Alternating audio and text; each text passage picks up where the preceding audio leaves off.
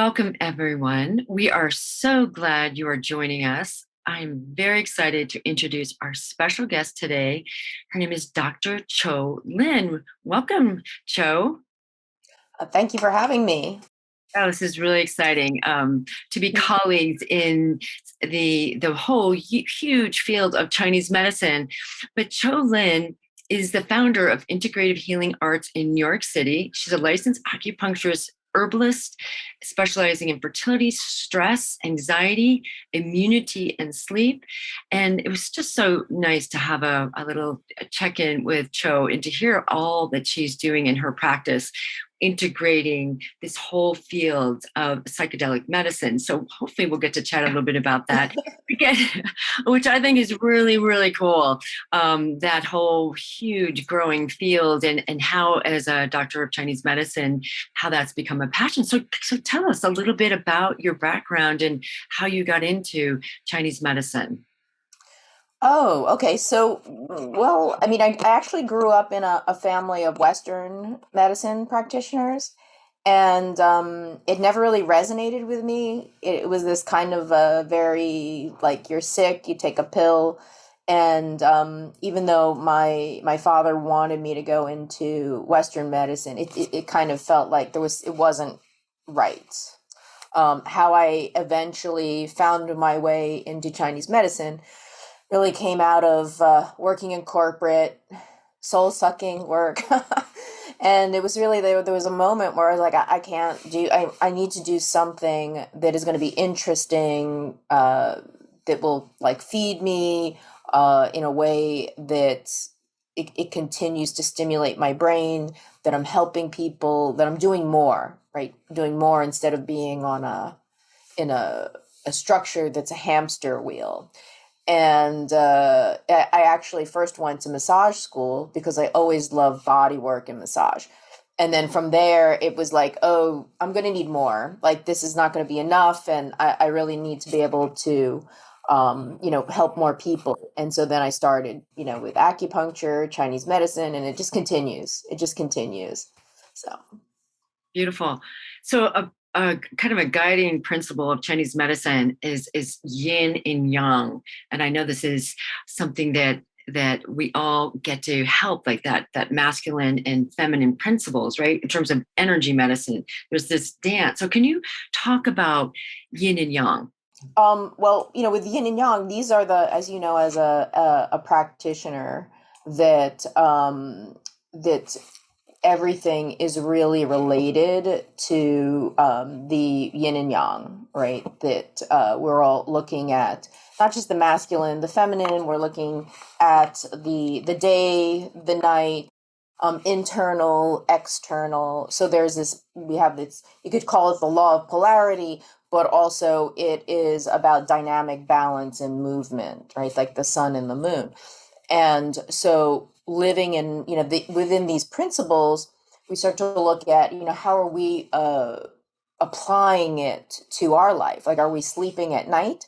Because when we do, we're actually in sync with the rhythm of the earth and the sun and the planets.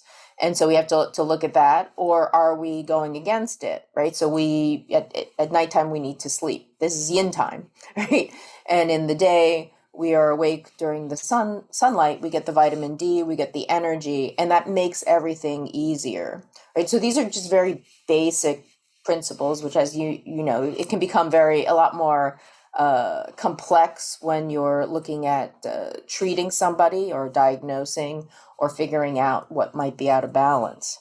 What are some of the ways that people know that they are out of balance? How do you detect that when you treat your patients? Oh, well, I look at their sleep patterns. I look at their digestion. Their different, like, what are they doing in terms of eating and where their energy is during the day. That isn't like, it informs me that, maybe they're not getting restful sleep.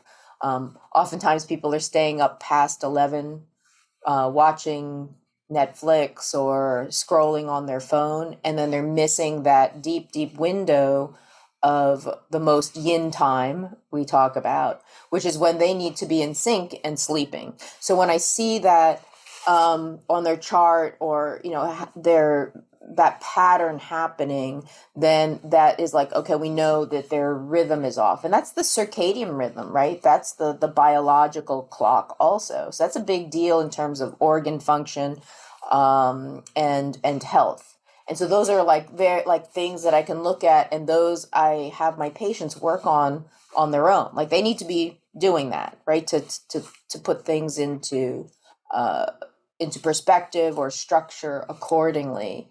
And of course, I help them, with things. And acupuncture is great for that, stimulating the nervous system and rebalancing the nervous system.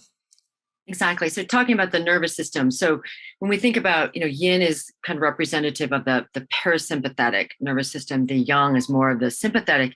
In today's world, what we're seeing is that people are just wired and tired. So they're really driving that masculine aspect of their entire lifestyle, right? And when that gets thrown off, that's where all the dis-ease, that degeneration happens. Right. Yeah, exactly. Well, I mean, the sympathetic and parasympathetic are the autonomic nervous system, so they're interrelated, right? So they're, if one is being overused, then the other gets depleted, and at some point it will flip. So we see oftentimes people that are suffering with chronic fatigue, fibromyalgia, a lot of autoimmune conditions. What has happened is that they were go go go go, that kind of energy, emotional energy, the stress levels, and eventually what happens is that they go for so long, and then there's a rebound, right? Then their body wants to go into yin, right? And so without that balance, then what happens is you get the opposite. And then there's this aspect of not being able to regulate.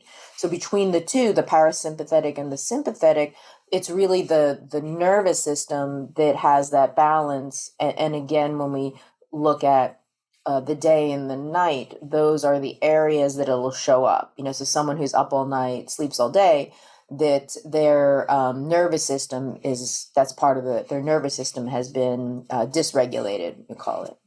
Right.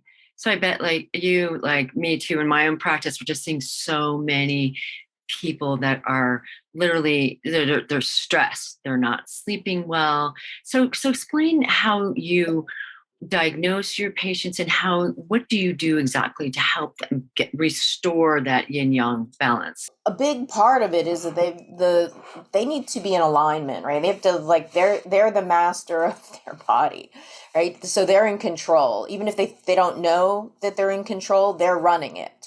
Mm-hmm. And really important is in the taking those steps, like almost like Maslow's, hierarchy of needs, the food, the water, the exercise. Are they breathing? What are they thinking too? And so a big part is that they are their own, they have their own internal healer that they need to access and understand their body. So that's like a big part of the things that they can do to help themselves. So really like looking definitely at the sleep, we look at diet. So I go through a whole intake with them and we kind of look at the different things that are not supporting, to cultivate their own health. So those are the areas that I'm already looking at, which will then inform me of why they are experiencing an imbalance, as well as something that's really historical, something really old. There's also an aspect now, even more so as I've been practicing for quite a while, that we look at traumas that start to come up. So there are those things that happened a long time ago and they get settled in the body, and then over time they continue to kind of disrupt. So it's almost like a little clog, or something's blocking a stream, and it's fine, but after a while it starts to accumulate more and more debris until all of a sudden there's no flow. And the same with things like chronic disease or something that wasn't fully healed. It can snowball, right? And emotions get involved in it. There's physical that gets involved in it, and then also the entire kind of like a full-on disruption of life. And then usually someone comes to see me when they've tried everything else. I don't know if it's the same for you, but usually they are going to go the Western medicine route. And then when that doesn't work, then they usually come out of desperation of trying something. And that's the moment when um, I know that they're kind of ready to awaken, right? Because they're willing to go on the fringe. They're willing to look outside of the status quo. Can you explain like the pulse diagnosis and the tongue diagnosis, and what how you decide what points you're doing, and also explain what meridians are to our listeners who've never had acupuncture before? Sure. Well, meridians are energy pathways. I call them biomaps, right? They are what, let's say, from a biomedical perspective, have been what has informed your undifferentiated cells what they need to do, right? So those are the pathways that will say, okay, you're going to be the front of the body, you're going to be the back of the body, you're going to be the head, the feet, the arms, the legs. And those are the ones that are also taking the genetic material and really like making it happen, making the cells grow. And then after we're born, we don't need the nutrients from the umbilical cord. We start to kick in the lungs and the digestive system. And those pathways or those back doors, like a back door to a computer program, are still there. And so that's what the meridians are. They also run along the nerve lines we look at and the dermatomes. They are these access points to help the body to remember how to go back into balance. So that is like I hope that's a good explanation for a Western, people are listening. So you can access all different parts. They're microcosms. They're mapping. It's a mapping. Some areas they're microcosms of the body. So something like the ear or the bottom of the foot or the hand that you can actually, it's like a little map. And so you can treat those points and treat the whole body. What do I do in terms of tongue and pulse? I don't really do so much use the tongue because it doesn't really, it's not that great a method of determining, what's happening. I practice Japanese style acupuncture, in particular Kiko Matsumoto style, which is abdominal palpation. And that's really the Han Dynasty, where you're feeling along the abdomen. I'll also, check the pulses and really for basically, is it fast? Is it slow? Is it strong? Is it weak? Is it, deep? Is it shallow? Kind of just really basic, and looking at the person's constitution, does that match? Right. So you might have, someone who is really strong and muscular, and you're going to expect that they're going to have a strong pulse. And if they don't have a strong pulse, then I'm looking at, okay, there's an imbalance that's going on. So that is going to direct me, from very general to then become much more specific. I also check different points, in terms of, and if they make a difference in terms of changing the abdominal reflexes. And that also tells me, okay, this is the pattern that I am looking at. It's making a change already, and then I needle. So I choose the points based on a kind of dynamic movement, as so each treatment starts to shift as I'm treating. So not just, I may have an idea of like, okay, this is where I want to go, but then I will double check that is making a difference. So that's a little more how I'll treat. I do occasionally, have someone stick out their tongue to take a look, and but really for like, is it like red, deep red, or purple, or swollen? Just more big picture, because the people are more complicated, internally. Yeah. Yeah. This is what's so interesting about Chinese medicine. There's the Japanese approach, there's the Korean approach, and there's so many of us right around the country and around the world that are practicing Chinese medicine, Oriental medicine. And so for all of you that have experienced Chinese medicine, maybe Kiko Matsumoto that you talked about, she has a different approach. That's kind of what you practice. So I think this is part of energy medicine, right? It's just there's so many different ways that we can approach the body and any type of patterns. And that's what's really nice about, I think about Oriental medicine too. It's not about you have a certain disease, you have these patterns. And as you talked about earlier, you talked about stagnation, right? That's when those meridians, the flow of chi is being blocked, and how that sets up people for all kinds of issues, migraine, headaches, autoimmune diseases, but it's being in that repetitive pattern of stagnation. That's right. I mean, the classic is where there is flow, there's no pain. Where there is pain, there's no flow. I mean, that is the idea. When the energy is not flowing, then there's something that's interrupting. And we look at it, in terms of the universe. It's a much bigger aspect of, Chinese medicine. It also includes cosmology, right? And feng shui, the art and science of placement. And so your environment, it's important that there's flow in your environment too, right? Ventilation, sunlight, space, things in order to support you being in order, right? And in alignment. And these are some of the things I also work on with my patients, that if they're very stuck, I will say, like, okay, when you go home, if you go there and you see something and every time you look at it, it really like bothers you, just move it.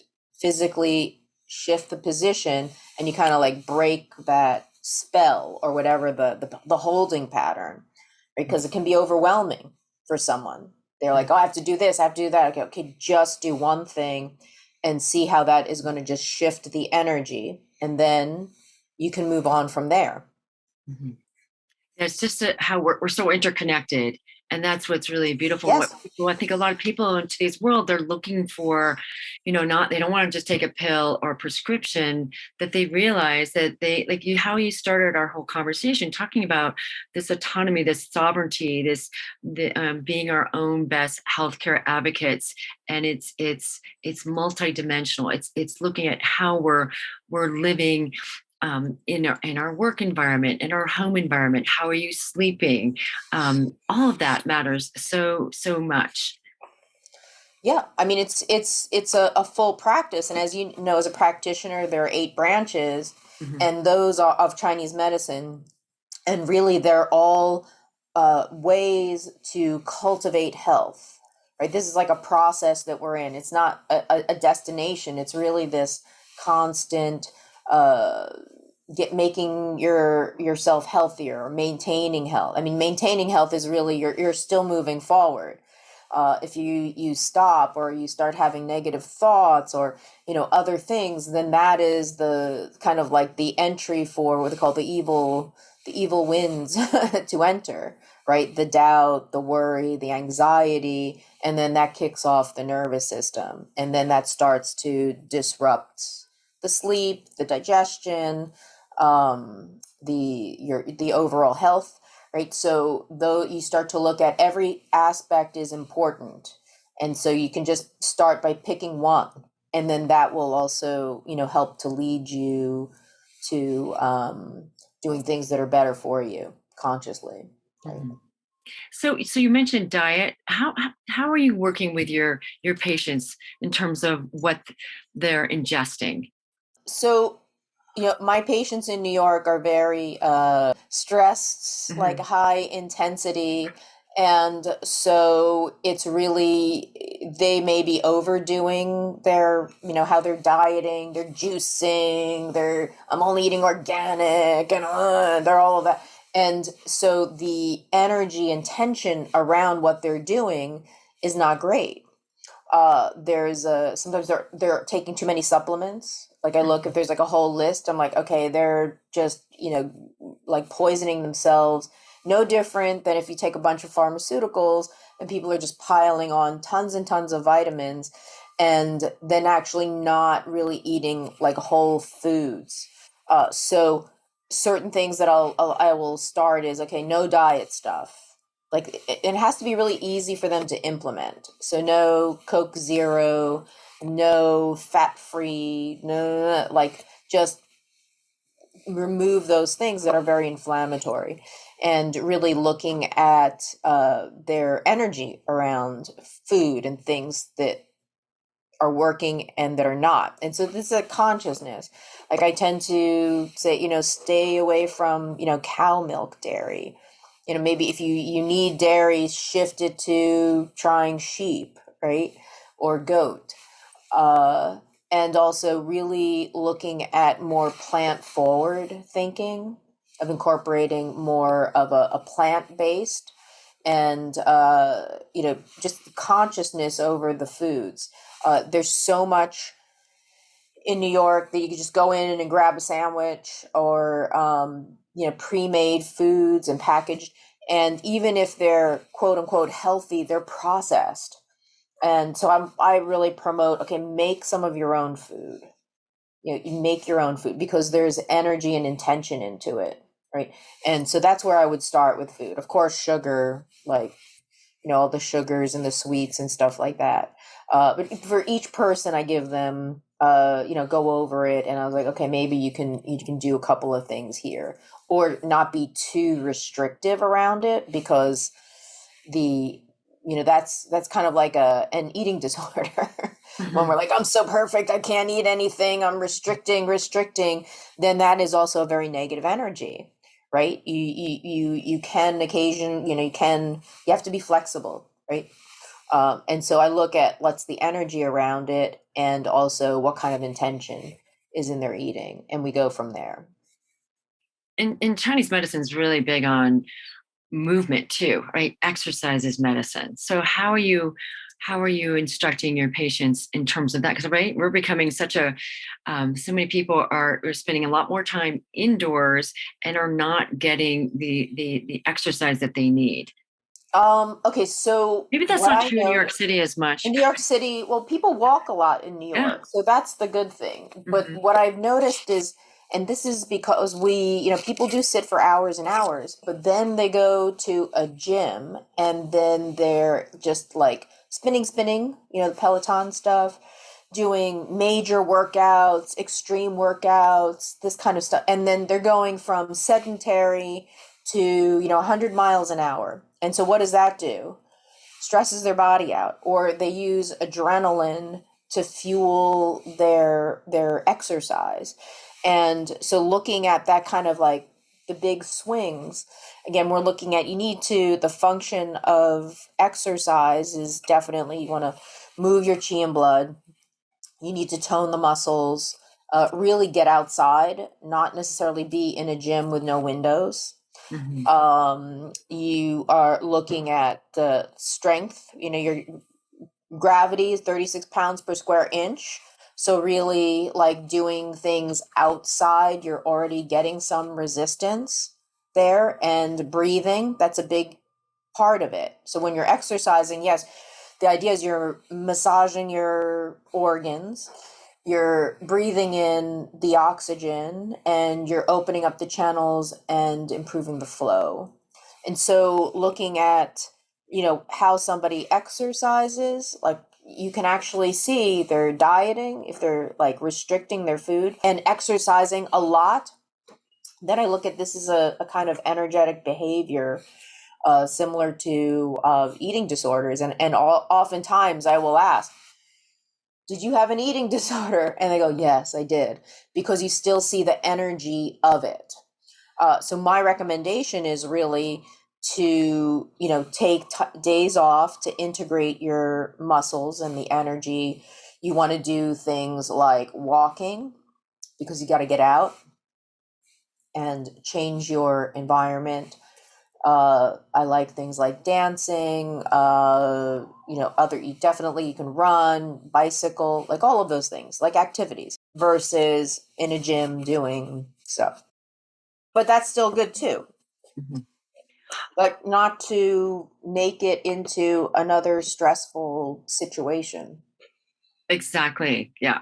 Yeah. There's a lot to do on our to-do list. I just want to shift the focus a little bit because in your 20-year practice, I see that one of your specialties is fertility, and you've actually written a book about it.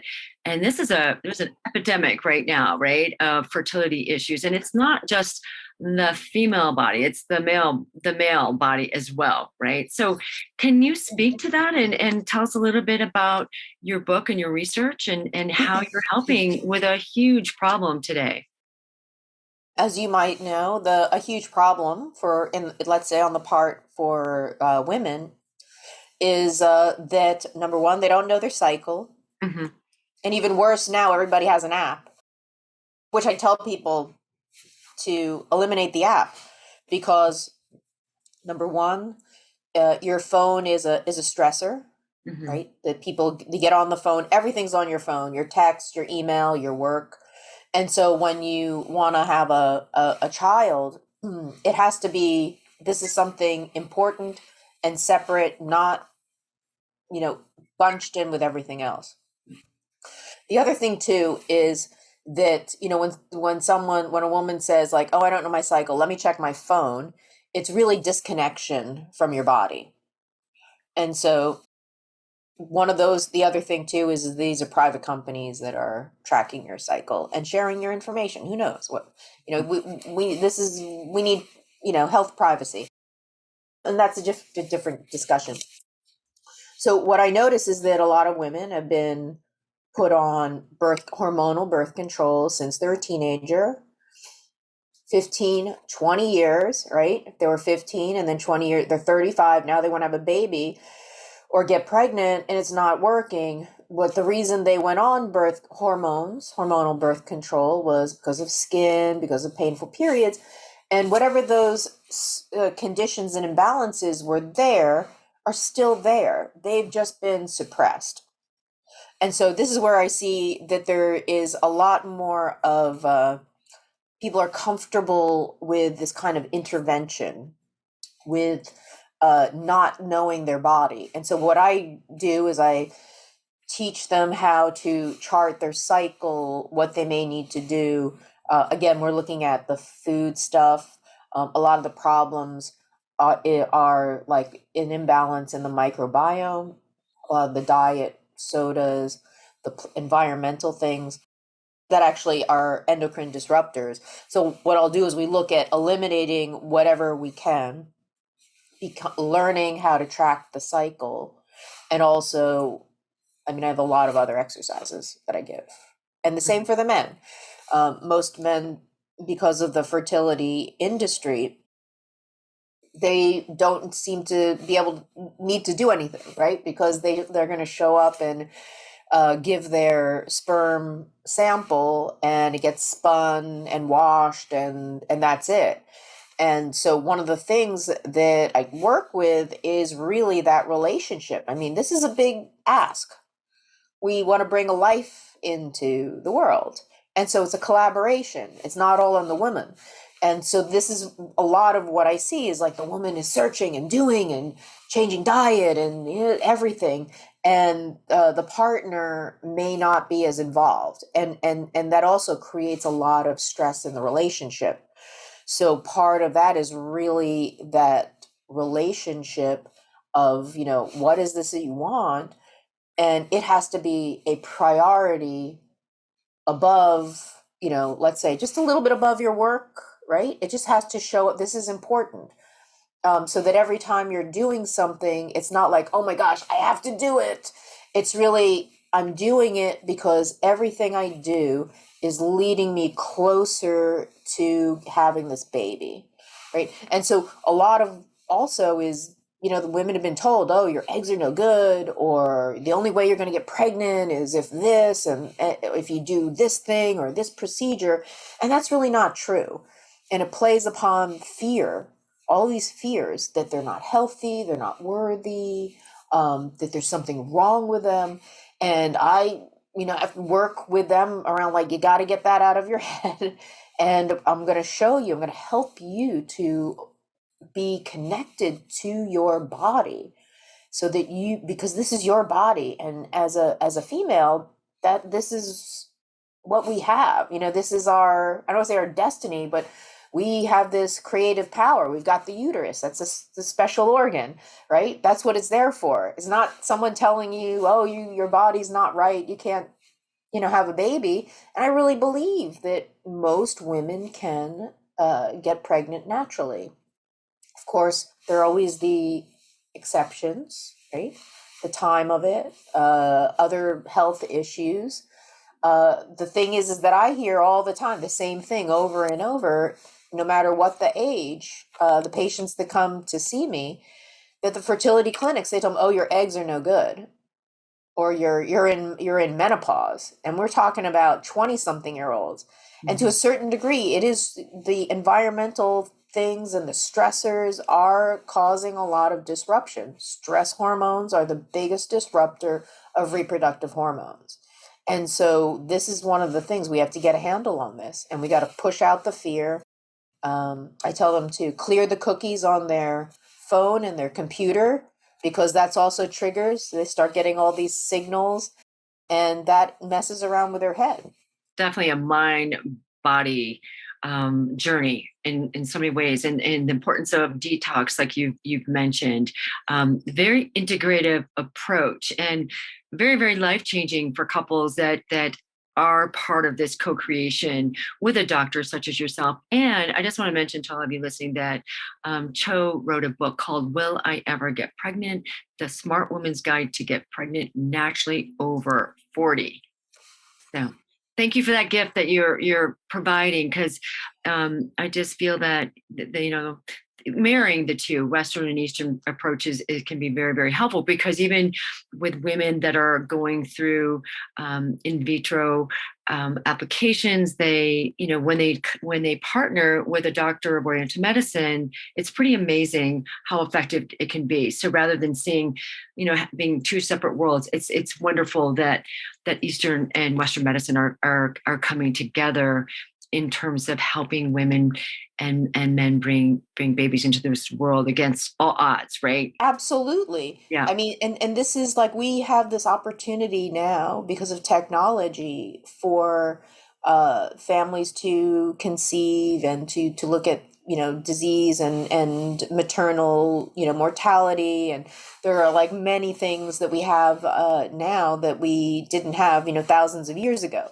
And what I find interesting is that when people are like, "Oh, I want everything natural," to a certain degree, there's this aspect of thinking like, "Oh, like the ancient way was better," right?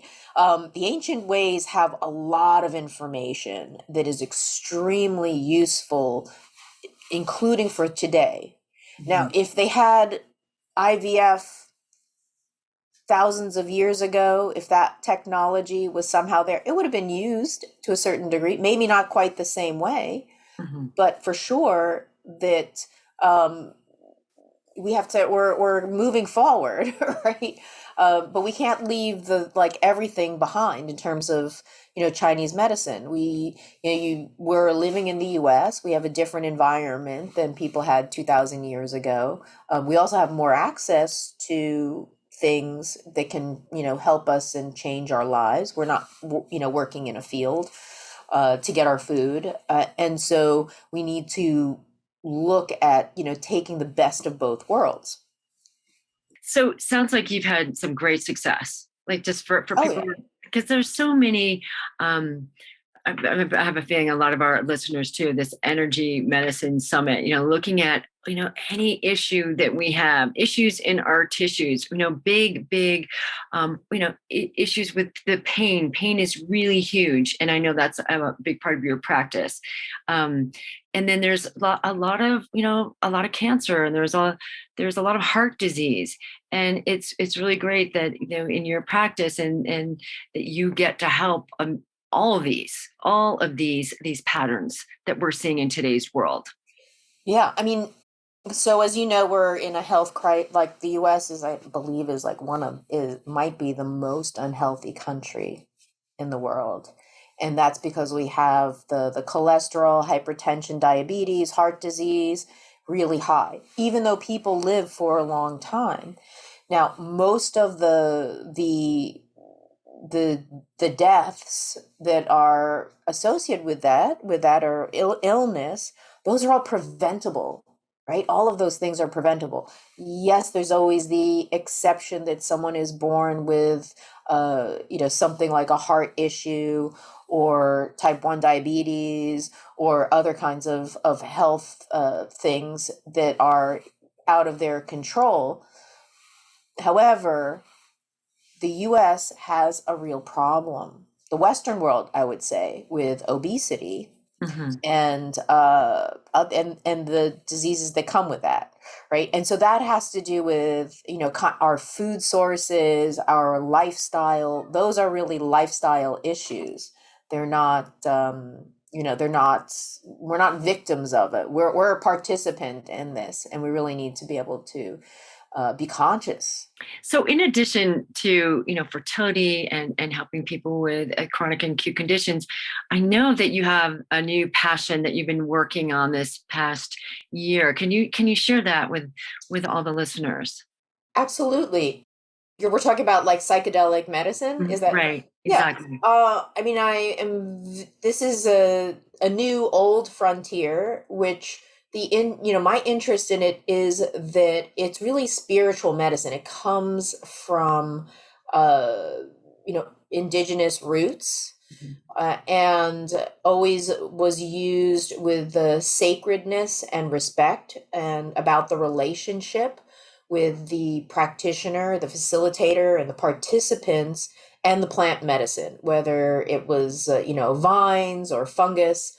And this is so much in alignment with East Asian medicine, the idea of really you're working with the medicine, including herbal medicine or acupuncture or body work or your food, that you are in relationship with it. And now that it is coming out and being looked at again and looking to be rescheduled, and it's being researched and clinical trials with these different medicines that are really helping people that suffer from mental illness, which we're looking at is the Shen, like the heart, the Shen, in Chinese medicine. Mhm. And this is something that works very quickly and taps into those aspects of us to help heal, right? Because all of the methods that we have right now with using uh, anti-anxiety medication, antidepressants, I mean, they're finding now that those really don't work. And then they also cause a lot of other problems. So this is a really a new old frontier, and it led me to go to a retreat in Amsterdam in 2018, where I was able to experience. It was a psychedelic retreat. It's legal in overseas, and from there, I found out that there are these programs where you learn about psychedelic assisted therapy, and of course, it's in the research setting because the medicines are still in this stage of maybe not illegal, but they're not legal. There's it's still unfolding. How they will become accessible to people who are suffering. Which one, I mean, because of all the choices out there, are you most aligned with that you feel based on your years of practicing Chinese medicine? Is it So mushrooms? I would say yes, the fungal world. I mean, because when you learn about mushrooms, and I know before, I think when we were talking about, I just completed an 8-day mushroom cultivation immersion training, really like learning about what is mycelium, how is it, how the roots go, all the benefits of mushrooms, like oyster mushrooms and maitake, shiitake, right? Those are reishi mushrooms, turkey tail, and there's a lot of research that's being done. Not only is that are those in food medicine, in Chinese medicine, and also in herbal medicines, right, in herbal formulas. But also the research is showing how they're anti-cancerous and how they're immune boosting. And then when you learn about how the fungal world interacts, bringing nutrients to the different trees and the communication, then you're like, wow, this is really like incredible. How many species and how many strains and how they can do things like mycoremediation, like clearing up toxic waste and like making the forest a better place, like the planet. And so I would say, to answer your question, definitely that in terms of plants or that the fungal world has much more to offer and is really, we eat it, for food, right? Mhm. It's already here. It's already something that we're doing, but we're not conscious of it. And we are adapted to it, right? Yeah, so it's really understanding like how to go from things that are just more food oriented to more medicinal, and then you get into the area of the mushrooms that have other types of attributes to tap into your consciousness, right, Mm. and to go deeper. So they all have these benefits, and then some are more suited for different uses, right? And so that is ancient, or you call healers and shamans, or they call are shamanics are really like original medicine. So that's that energy medicine and healing. And Beautiful. so certain substances are would go along with that in that. So not the same as eating food consciousness, but really going to look for healing. And so Mm. that's where this is going to really change the dynamicism of hopefully Western medicine. Although they're still trying to use the same model of like, it does this, it does that. It's like, yeah, everybody has a different experience. And this, from one time to another with the same substance. But I love that your care for more of the plant world, what nature has provided, and yet there's this whole synthetic world too. When we look at MDMA and ketamine and other choices. I mean, it's interesting, but we share what's called biounity with plants, right? That's why we Right. can eat plants and we get that helps support our body and our immunity because those plants have resistance to viruses and bacteria, right? So we're interconnected with nature around that. And so this is why it's already here. We have access to it, right? Our food is the access to healing. What we put in is gets transformed within us to then be used to be energy, right? I love that word biounity, right? So our time has come to an end here. This has been so illuminating, Dr. Cho. Thank you so much. But is there just maybe one thing that you would like to leave us with today, or a next step for our people listening? One thing I would say for people to go outside, and if they're in a city, walk around the block, get outside, go to a park, sit next to a tree, just allow yourself to have that experience of nature and to help resonate yourself, right? That's one way to calm down the nervous system is to actually spend a little bit of time in nature, even if it's Central Park, you can do that, right? Mm-hmm. Bioresonance.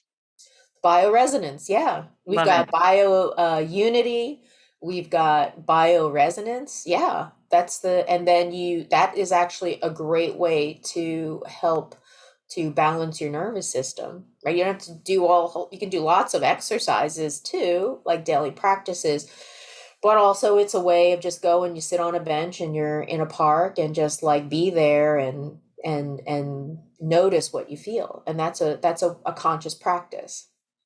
Beautiful. Thank you so much for your time, for your expertise, and your big heart with all that you're expanding to in your practice and all the ways that you're serving humanity at this time. And I want to thank all the listeners for being with us today. Thank you.